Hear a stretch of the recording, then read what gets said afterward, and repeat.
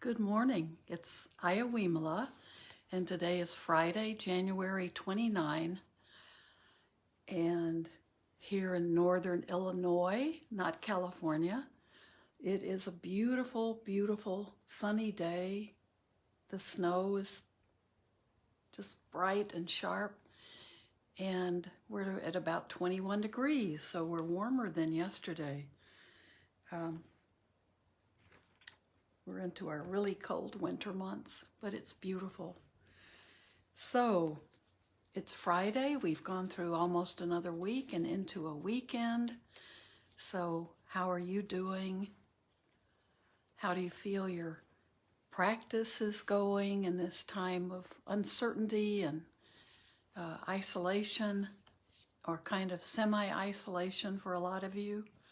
You may come home after a really busy day at work or be on your computer all day, and then at the end of the day there aren't the usual things that you might do to reconnect with people, with your friends. So I hope you're able to make connections with people and you're staying healthy and staying patient, because it appears that we have a long way to go before all of us get vaccinations. Certainly that's the case here. And we certainly want all our essential workers, and we want those people to be vaccinated first. At least I certainly do. I heard, and I think maybe it was China, but I heard on the news the other day that there were at least a group of people or some scientists there, or someone with a voice was saying that everyone under 65 should be vaccinated, that should be the only criteria. And I thought, I guess they're deciding who to put on that raft and float it out into the ocean. Put the rest of us on the ice floe and send us out. So it's a different, kind of a different way that we're doing it here. So one way is, let's take care of all the younger people who are still productive, and we can just let the others. And I guess I'm glad to be in America for that reason, that the older people are being looked after as well. That's the kind of age discrimination that doesn't really appeal to me. So I hope you're doing well. Hi, Josh. It's my good friend Josh. It's good to see your name even pop up, Josh.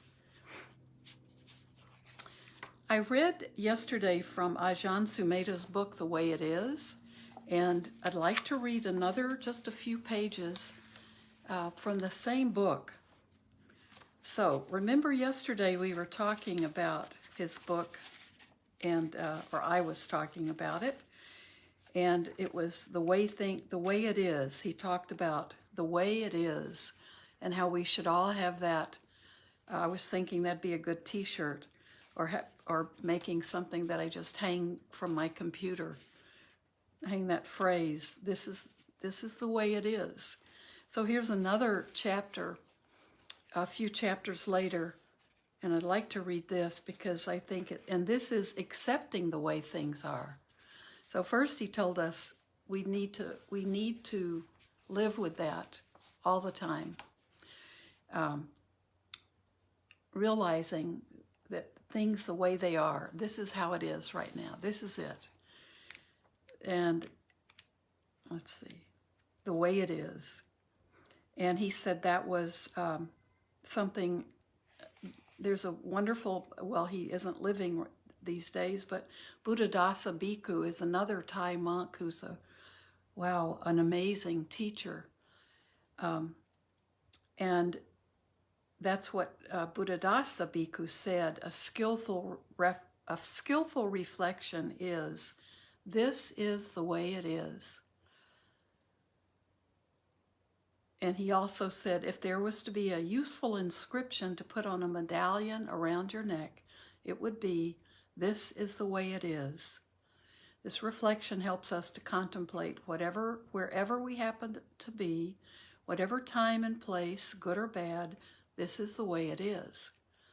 It is a way of bringing an acceptance into our minds, a noting rather than a reaction. And I think we're really having the experience almost every day in our worlds today of being able to stop and reflect. This is the way it is. It's a time of a lot of division and polarization, and even if we're completely in tune with whatever's going on, there's a lot of not knowing right now. So we don't know lots of things about COVID-19 or the new variants coming out. We don't know about the vaccinations, how those are going in other parts of the world and how they're going in our part of the world. And it's hard to know what's being opened, what's being shut down. So that's just with COVID-19. That's with our schools and how they're reacting to it, and how the economy is doing. I mean, there's just a lot. There are a lot of balls up in the air in our country right now. So it's a difficult time. But like I'm trying to say about everything, here comes another great teacher. You know, this is all how we learn. This is how we learn to deal with impermanence and suffering and getting ourselves out of the way, not making everything be about ourselves. That's the non-self. Like, don't take everything personally, or don't think everything is about you. So this chapter follows after, and it's called Accepting the Way Things Are. And it's only a few pages, so I'd really like to read it. How many of you have been practicing today, trying to become something? I have got to do this, or become that, or get rid of something, or got to do something. That compulsiveness takes over, even in our practice of Dhamma.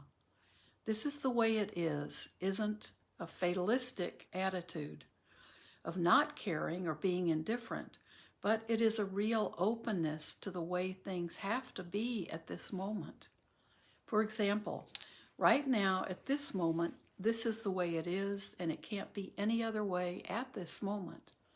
It's so obvious, isn't it? It's right now in this moment.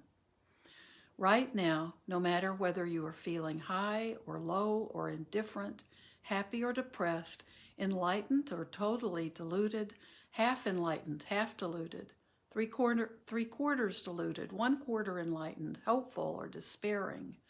This is the way it is, and it can't be any other way at this moment. How does your body feel? Just notice that the body is this way. It's heavy, it's earthbound, it's coarse. It gets hungry, it feels heat and cold. It gets sick. Sometimes it feels very nice. Sometimes it feels very horrible. This is the way it is. Human bodies are like this, so that this tendency to want it to be otherwise falls away.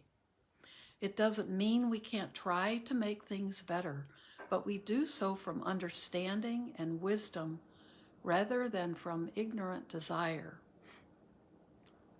The world is this way, and things happen, and it snows and the sun comes out and people come and go. People have misunderstandings. People's feelings get hurt. People get lazy and inspired, and people get depressed and disillusioned. People gossip and disappoint each other, and there is adultery, and there's theft, drunkenness, and drug addiction, and there are wars, and there always have been. Here in a community like Amaravati, and that's a monastery in England that Ajahn students started, we can see the way things are. Now it's the weekend, and more people come to offer alms food, and it's more crowded and noisy, and sometimes there are children running up and down screaming, and people pounding vegetables and chopping things, and everything going all over the place. you can observe this is the way it is, rather than these people are impinging on my silence. I don't want it to be like that. I want it to be otherwise. Might be the reaction if you like the quiet orderliness of the meal where there's none of that going on and there are no loud noises or harsh sounds. But life is like this. This is the way life is. This is human existence. So in our minds, we embrace the whole of it. And this is the way it is, allows us to accept the changes and movements from the silent to the noisy, from the controlled and ordered to the confused and muddled. Now remember, he's writing this either in 1990 or before, or it might be from a talk before then, and it couldn't be speaking to us any more loudly, could it? One can be a very selfish Buddhist and want life to be very quiet and want to be able to practice and have plenty of time for sitting, plenty of time for studying the Dhamma. And I don't want to have to receive guests and talk to people about silly things. And I don't want to blah, blah, blah. You can really be a very, very selfish person as a Buddhist monk. It's true. You can want the world to align itself with your dreams and ideals, and when it doesn't, you don't want it anymore. But rather than make things the way you want them, the Buddha way is to notice the way things are. And it's a great relief when you accept the way it is, even if it's not very nice, because the only real misery is not wanting it to be like that. Whether things are going not so well or well, if we're not accepting the way things are, then the mind tends to be creating some form of misery. So if you are attached to things going nicely, then you'll start worrying about them if they don't go so well, even when things are actually going well. I have just noticed that with little things, such as when it's a sunny day and one jumps for joy, then the next thought will be, but in England, you know, the sun can disappear in the next moment. As soon as I've grasped one perception and I'm jumping for joy at the sunshine, then the unpleasant thought arises that it may not last. Whatever you're attached to will bring on its opposite. And then when things aren't going very well, the mind tends to think, I want them to be better than this. So suffering arises wherever there is this grasping of desire. The sensory world is pleasurable and painful. It's beautiful and ugly. It's neutral. There are all gradations, all possibilities in it. This is just what sensory experience is about. But when there's ignorance and the self-view operating, I only want pleasure and I don't want pain. I only want beauty and I don't want ugliness. Please, God, please make me healthy. Give me a good complexion, physical attractiveness, and let me stay young for a long time. Get lots of money, wealth, and power, no sickness, no cancer, lots of beautiful things around me. Surround me with beauty and the pleasures of the senses at their best. Please. Then the fear will come that maybe I'll get the worst. The worst. I could get leprosy, AIDS, Parkinson's disease, or cancer.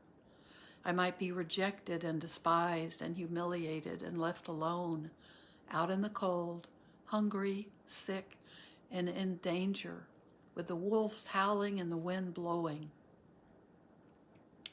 From the viewpoint of the self, there's a tremendous fear of rejection, ostracism, or being despised in our society. There's a fear of being left alone and unwanted. There's a fear of being old and left to die alone. There's natural fear of physical danger, of being in situations where our bodies are in danger. And there's the fear of the unknown, the mysterious, the ghost, and the unseen spirits. So we gravitate to security, don't we?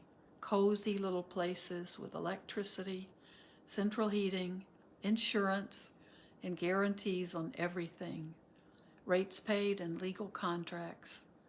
All of these give us a sense of safety, or we seek emotional security. Say you'll always love me, dear. Say you'll love me even if you don't mean it.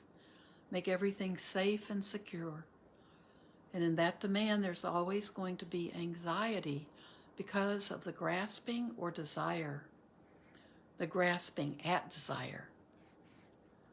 So we're developing a light around the uplifting of the human spirit rather than the material guarantees. As alms mendicants, you're taking the risk that you might not get anything to eat. You might not have a shelter. You might not have any really good medicine. You might not have anything nice to wear.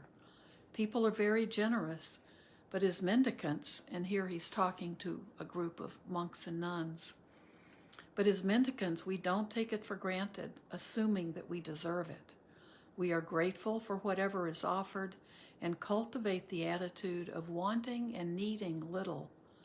We need to make ourselves ready to leave and relinquish everything at any moment, to have the kind of mind that doesn't think, this is my home, I want it to be guaranteed for the rest of my life. No matter which way it goes, we adapt to life, to time and place, rather than make demands. Whatever way it goes, it is the way it is. Whatever diseases I may get, or tragedies, or catastrophes, or successes, or the best to the worst, one can say this is the way it is.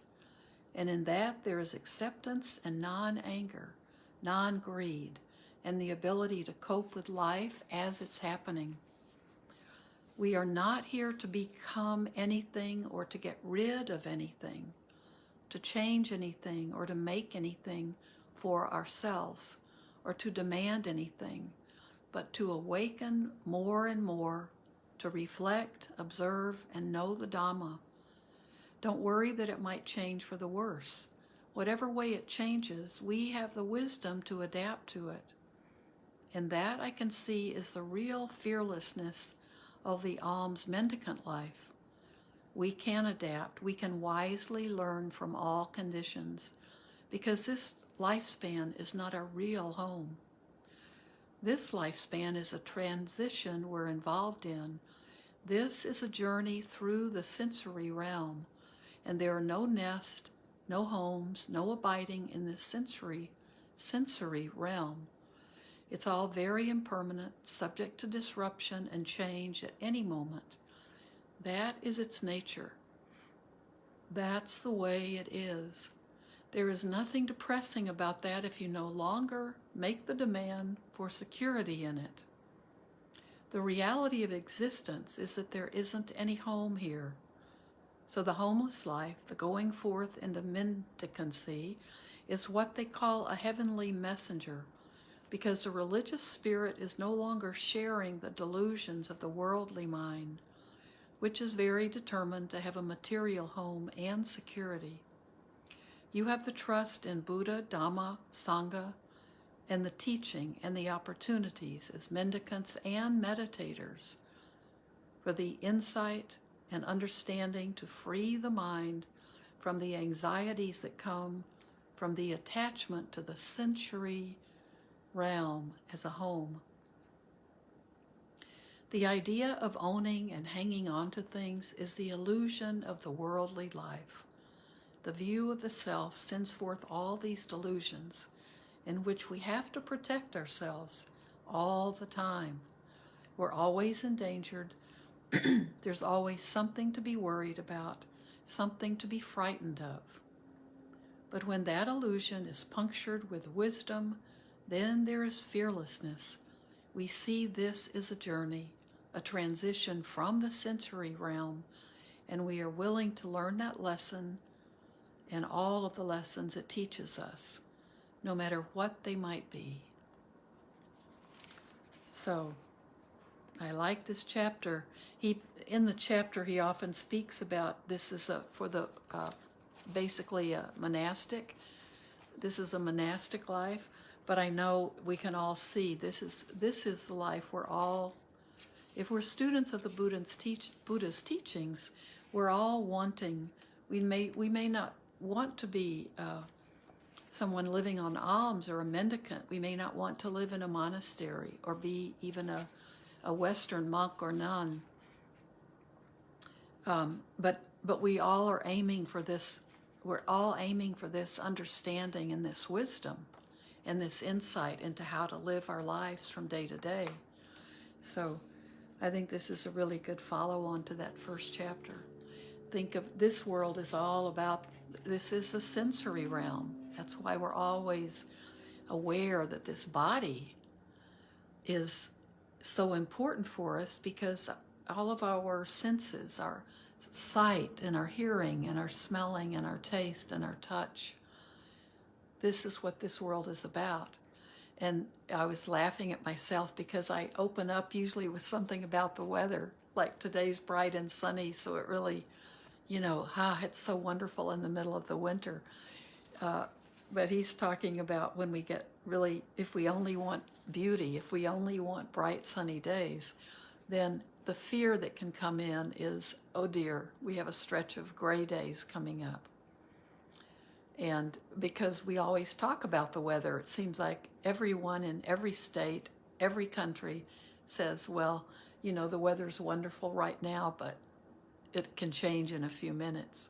So we all think about that, right? We're always thinking, this is perfect, this is wonderful, right now, right today, this is how I want it to be, all the time. And then immediately we have that realization, it's not going to be that way. It's not going to be like this every day. And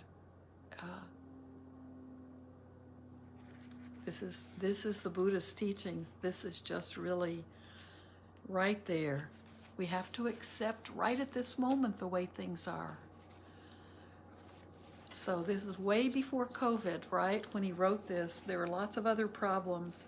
The world never stops having monumental problems.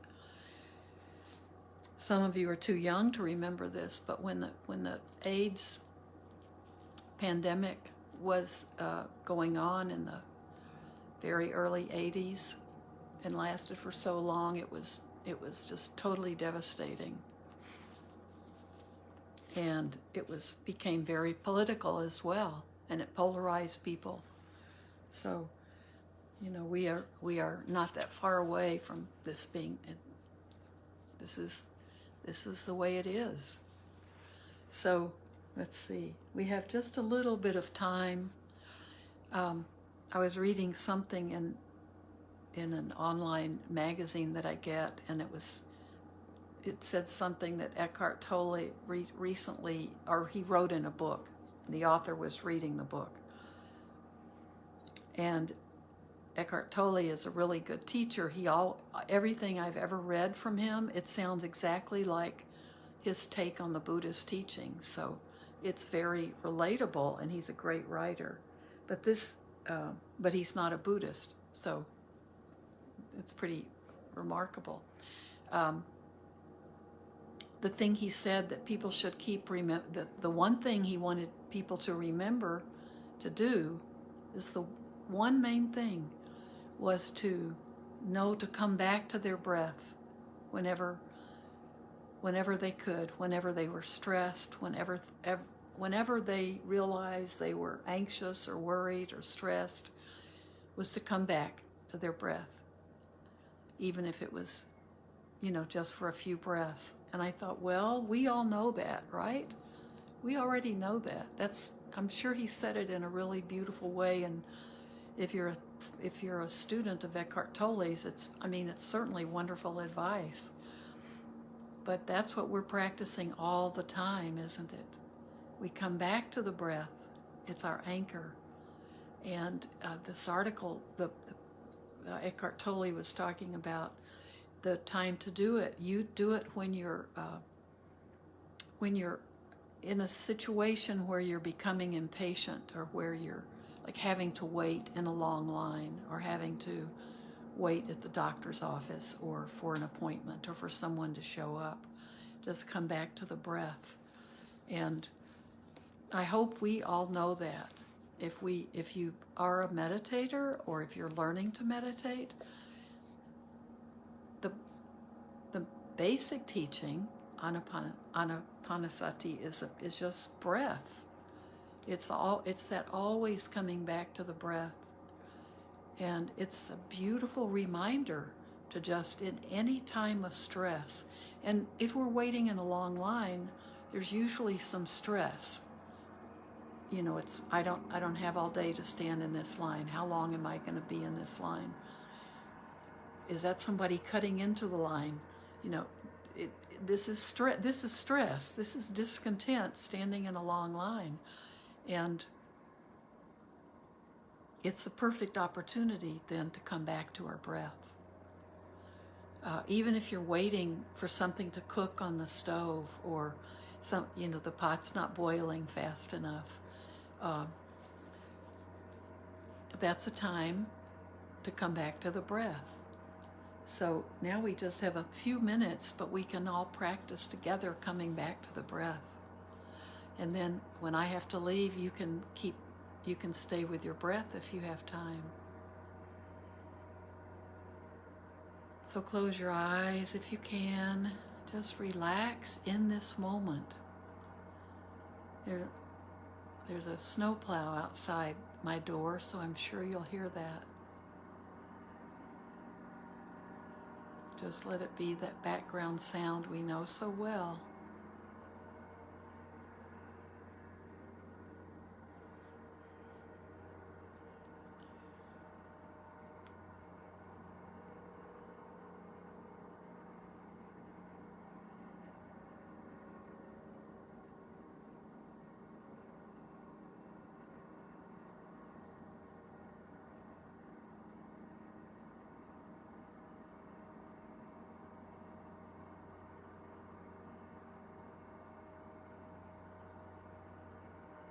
Be with each in-breath and each out-breath.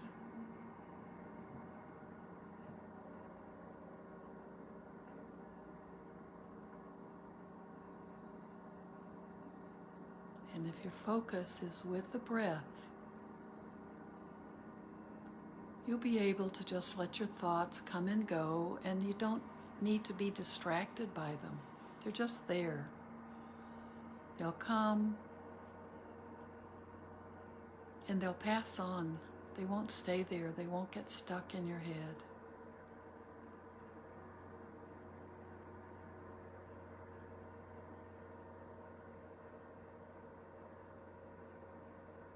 This is the way it is.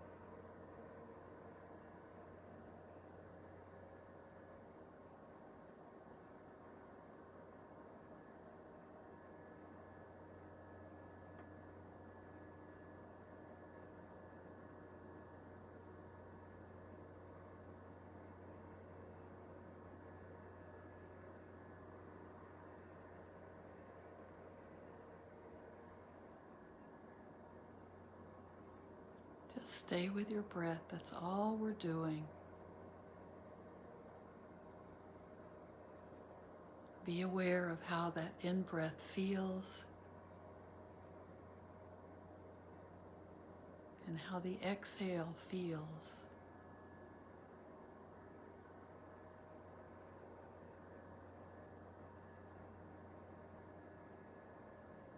And let that be perfectly enough.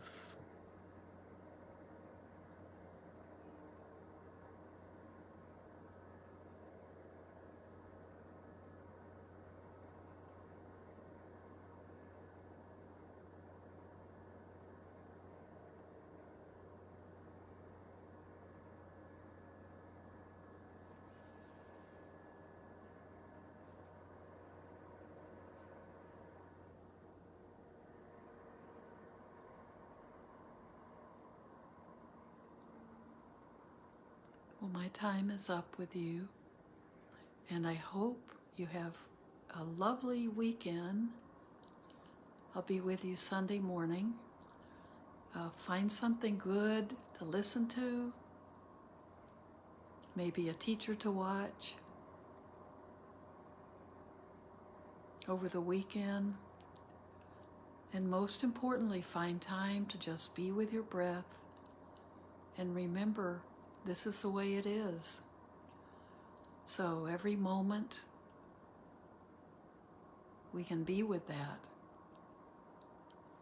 Thank you so much for being part of my practice, and I hope you have a beautiful day just the way it is.